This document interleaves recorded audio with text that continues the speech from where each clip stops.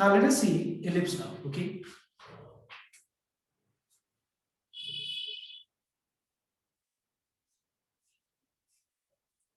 Now जितना तुम्हारे syllabus में है ellipse में नहीं पहले एक बार डिस्कस करता हूँ, ठीक है? बिकॉज जो चीज सिलेबस में पहले वो हम लोग डिस्कस कर लेते हैं, ठीक है? तो यहाँ पे तुम्हारे सिलेबस में जितना है उसके हिसाब से let me just give two example first, जो कि ध्यान दें. Let us take x square by 36 plus y square by 9 equals to 1. एक इक्वेशन, ठीक है? और दूसरा इक्वेशन हम लोग लेते हैं, let's take x square by 9 plus y square by 36 equals to 1. Okay, suppose मान लो दो इक्वेशन है, ध्यान रखें. तुमको पता है कि कोई भी कर्व या लाइन हो या कुछ भी चीज हम प्लॉट कर रहे हैं, जब ग्राफ पे कुछ भी चीज प्लॉट करें, कुछ भी, तो कहीं ना कहीं एक्स एक्सिस पे कहीं ना कहीं वो वाई एक्सिस पे कहीं ना कहीं कट करेगा कि नहीं करेगा, है ना? अब एक बात बताओ तुम लोग, कोई भी अगर लाइन, कोई भी पॉइंट अगर मान लो एक्स एक्सिस के ऊपर लाई कर रहा है, एक्स एक्सिस के ऊपर कहीं भी पॉइंट ले लेते हैं हम लोग, उस पॉइंट का वाई कोऑर्डिनेट क्या होगा? और कोई भी पॉइंट अगर कोई भी पॉइंट अगर y एक्सिस के ऊपर लाई करता है तो उसका x कोऑर्डिनेट 0 हो जाएगा, होगा कि नहीं, है ना? अब देखना है, हमको अगर जानना है कि ये जो भी कर्व है, ठीक है, ये कर्व x एक्सिस के ऊपर कहाँ कट कर रहा है, x एक्सिस के ऊपर जहां भी कट करेगा वहां पे इसका y कोऑर्डिनेट 0 होगा, तो y की जगह 0 लगा देते हैं हम लोग. अगर हम y की जगह 0 लगा दें तो 0 स्क्वायर बाय 9 0 हो जाएगा. तो फिर क्या बचा, देखो तो एक बार ठीक से, अगर हम यहाँ 0 लगा दें तो क्या बचेगा, देखो तो 0 लगाने के बाद x स्क्वायर इक्वल टू 36 आ जाएगा, चेक कर लो, और x का वैल्यू क्या आ जाएगा, प्लस माइनस 6 आ जाएगा. Everyone you can check once. अगर हम y की जगह 0 लगा दें तो 0 स्क्वायर बाय 9 इज 0, तो ये हो गया x square equals to 36, that is x equal to plus minus 6. Alright. और सिमिलरली अगर मुझे जानना है कि ये पर्टिकुलर इलिप्स, ये कर्व जो है y एक्सिस के ऊपर कहां कट करे, तो y एक्सिस के ऊपर जहां भी कट करेगा वहां पे इसका x कोऑर्डिनेट 0 होगा, वहां पे इसका x कोऑर्डिनेट 0 होगा. Just a minute. So if I put the value of x equal to 0 to know where does this particular curve cuts y axis, so y axis के ऊपर x का value 0 हो जाएगा. अगर हम x का value 0 ले लें तो y का वैल्यू क्या मिलेगा, दिख रहा है क्या मिलेगा, प्लस माइनस 3. ओके, सिमिलरली अगर मैं ये कर्व के बारे में बात करूं तो ये कर्व भी अगर मान लो मुझे जानना हो कि ये y x एक्सिस के ऊपर कहां कट कर रहा है, तो वहां पे इसका y 0 ले तो x का वैल्यू प्लस माइनस 3 आ जाएगा, और अगर हम x 0 ले लें तो फिर y का वैल्यू प्लस माइनस 6 आ जाएगा. ऑलराइट एवरीवन, अब हम इसको एक बार प्लॉट करते हैं.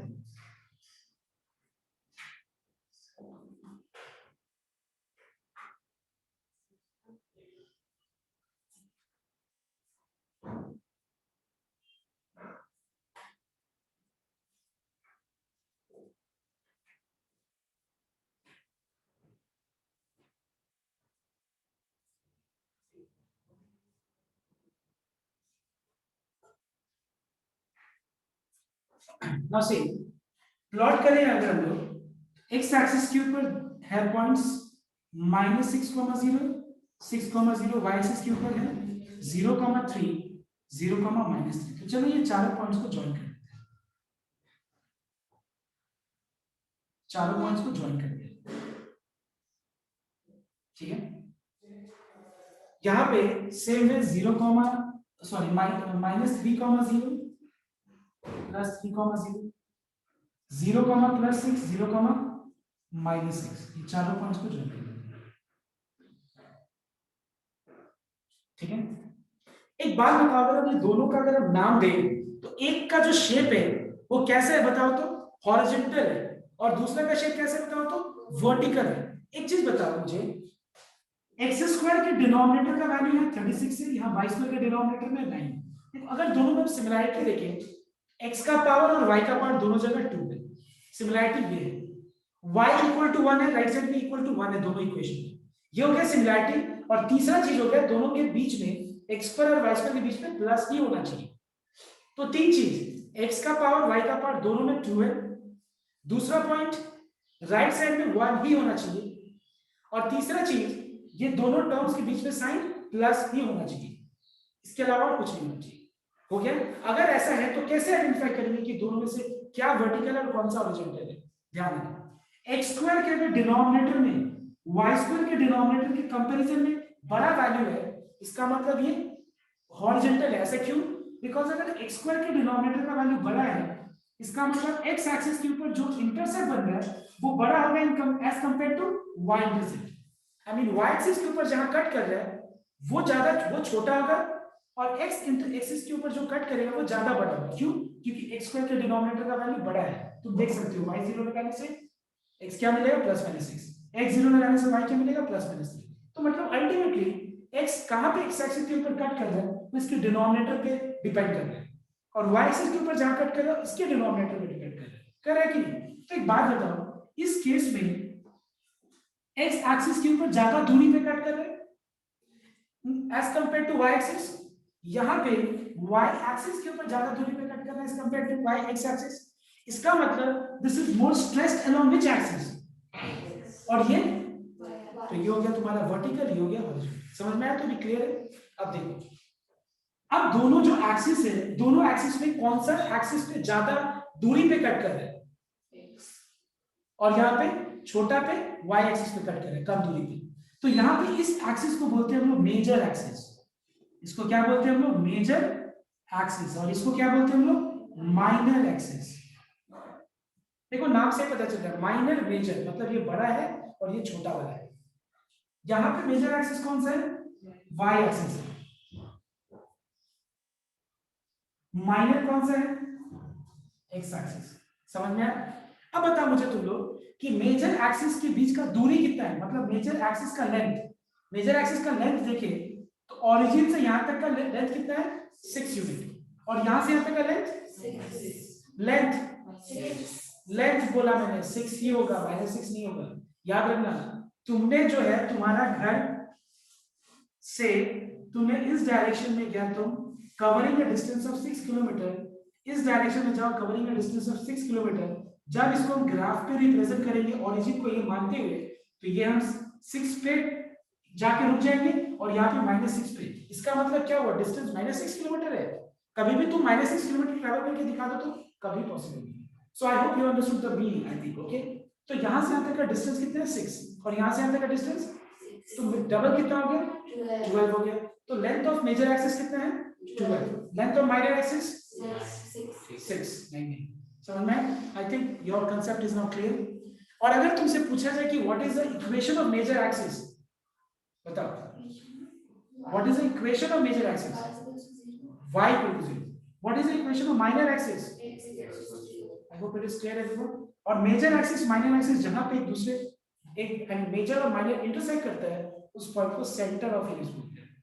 क्या बोलते हैं? सेंटर। अब देखो हम लोग इसको पूरा को जनरलाइज कर देते हैं। ये तो एग्जांपल लिया ना मैंने। अब हम एक ऐसा हम लोग यहाँ पे इक्वेशन लेते हैं जहां पे हम लोग इसको जनरलाइज करके हम लोग सारा फॉर्मूला को डिराइव कर लेते हैं। नाउ सबसे पहला पॉइंट कि a square is greater than b square. Let's assume, अगर हम a square greater than b square assume कर लें तो यहां पे हम देख रहे हैं x square by a square plus y square by b square equal to 1। एक इक्वेशन मान लो लिखते हैं अगर हम, और यहां पे x square by b square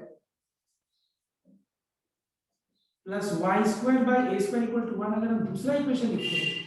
ध्यान देना दोनों केस के लिए, दोनों सिचुएशन के लिए a square is greater than b square valid है दोनों के लिए। अगर मान लो मैं दोनों के लिए a square greater than b square मान लेता हूं तो बता सकते हो तुम लोग कौन सा इलिप्स हॉरिजॉन्टल है और कौन सा वर्टिकल है? तुम बताओ। क्लियर? वन हॉरिजॉन्टल है, टू क्या है? क्योंकि ये जो है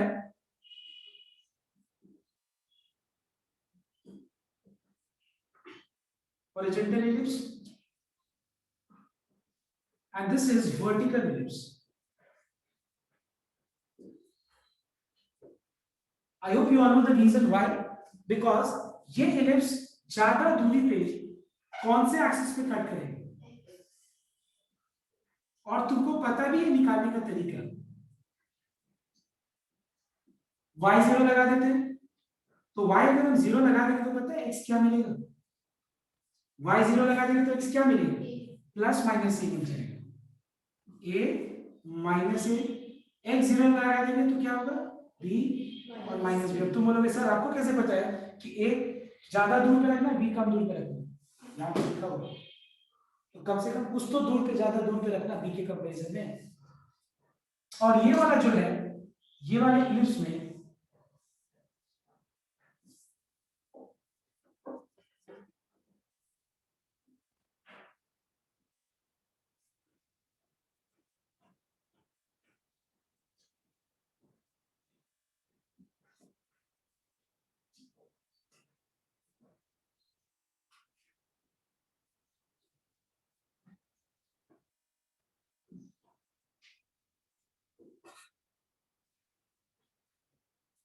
I hope it is clear to everyone.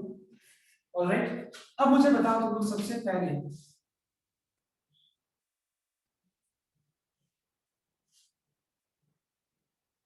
पहला पॉइंट, इस इलिप्स का हम इस इलिप्स का लिख देते हैं, तुम उसका लिख देते, ठीक है। सबसे पहला पॉइंट, इस इलिप्स का सेंटर क्या है, 0,0। Number 2, what which is major axis,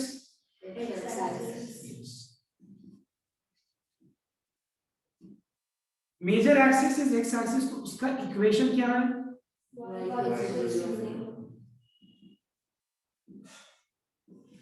और मेजर एक्सिस का लेंथ क्या है, ठीक है, very simple, a plus a 2 है, ओके।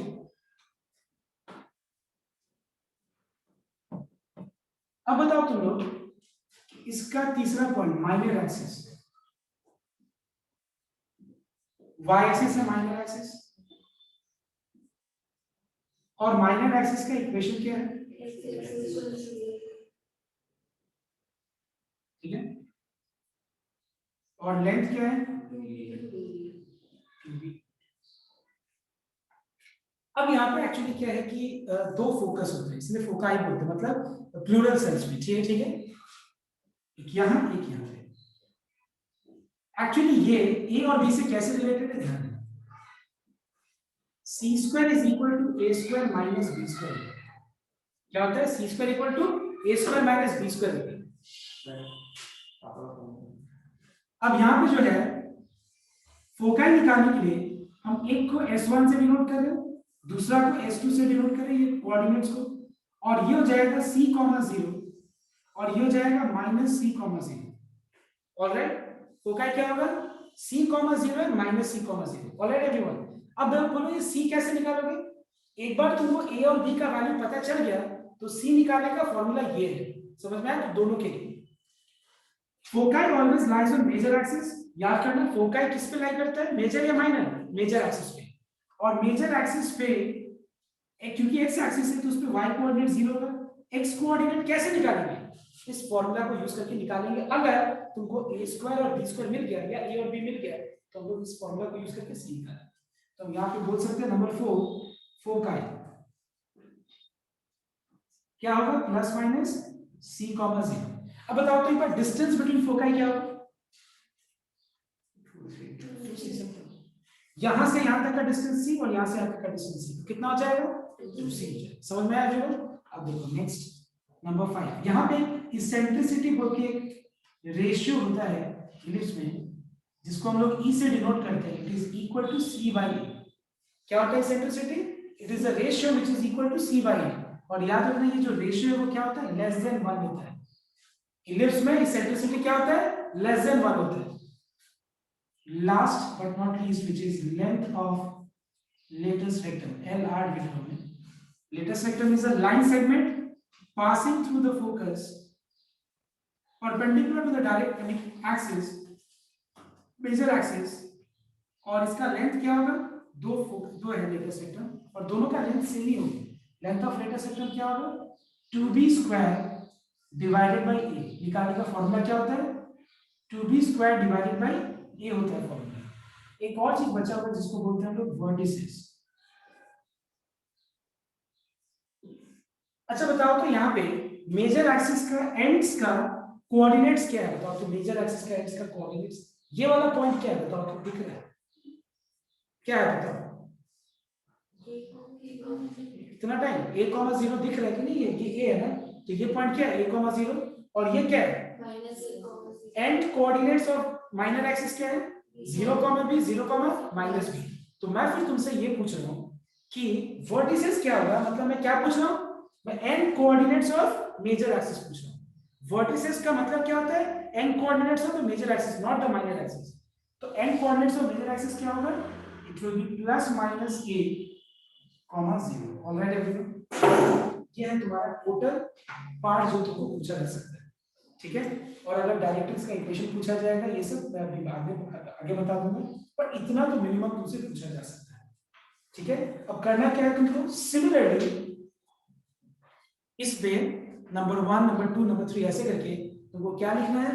नंबर 1 में उसका सेंटर लिखना है। तो बताओ फटाफट बताओ एक एक करके, उसका सेंटर क्या होगा, मेजर एक्सिस क्या होगा, इक्वेशन क्या होगा, लेंथ क्या होगा, माइनर एक्सिस और equation y equal length 2d होगा। Foci 0, very good, 0, +-c, because यहाँ पे तुमको पता है कि फोकाई किस पे लाई करता है, मेजर एक्सिस पे। मेजर एक्सिस कौन सा एक्सिस है, y एक्सिस। y एक्सिस पे x कोऑर्डिनेट क्या होता है 0, तो 0, +-c हो जाएगा और बाकी सेंट्रिसिटी सेम होगा, लेंथ सेम होगा। वर्टिसेस क्या होगा 0, +-a। That's all. So this is what you have in this chapter, ellipse। तो ये कॉपी कर लो और उसका फिगर बना करके और सेम इतना ही पॉइंट्स को वहां भी तुम लोग लिखो अभी में।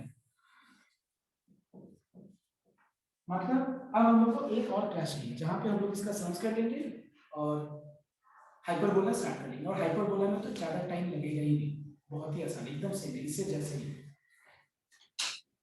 तो कंप्लीट कर सकते हो।